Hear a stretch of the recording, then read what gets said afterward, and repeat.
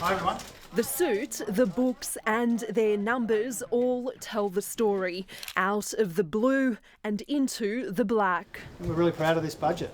Second time around, Jim Chalmers is armed with a surprise slender surplus thanks to surging revenue, much saved, some spent so as to not stoke inflation. And are you confident that this additional spending won't actually make matters worse? This budget has been very carefully calibrated to address the cost of living challenges in our economy.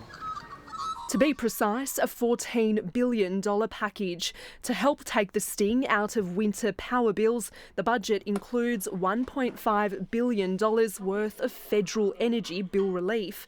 In a deal struck with states, more than 5 million low-income households will be eligible for subsidies, shaving up to $500 off their energy bills. For up to 1 million small businesses, that figure can grow to up to $650. Take a deeper breath for me, please. Seeing the doctor will be cheaper for more than 11.5 million people.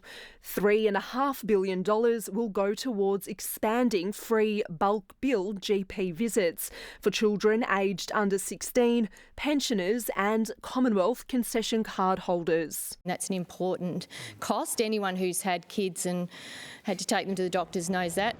After a long campaign for a substantial increase to the JobSeeker payment, a modest lift is on the way. JobSeeker Youth Allowance and AusStudy will increase by $40 per fortnight, or $2.80 a day, while more older Australians without a job will become eligible for a higher JobSeeker rate at 55 years of age instead of 60. Single parents will be able to claim the single parenting payment until their youngest child turns 14. That's up from 8. A $1.9 billion investment estimated to help 52,000 single mums currently receiving the lower rate JobSeeker.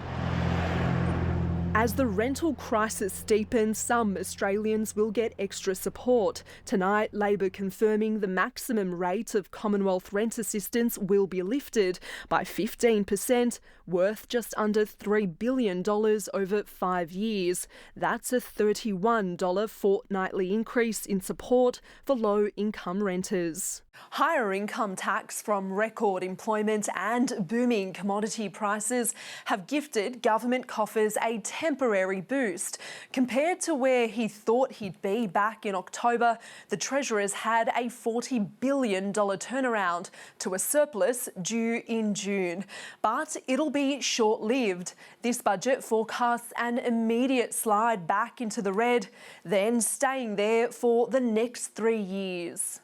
It's not all revenue gain without pain. The tax take is going up on gas exports, multinational companies and those who evade the GST.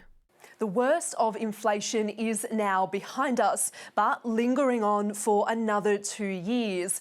The government insists its spending will not make the cost of living crisis worse, and energy bill relief will in fact bring inflation down. Even if this budget does its bit to tackle that problem, it leaves for later years the big gulf between rising ongoing costs and more regular levels of revenue. Nobody here, not Katie or I or anyone in the Cabinet, pretends that it is mission accomplished when it comes to putting the budget on a much more sustainable footing. That falls to him next year.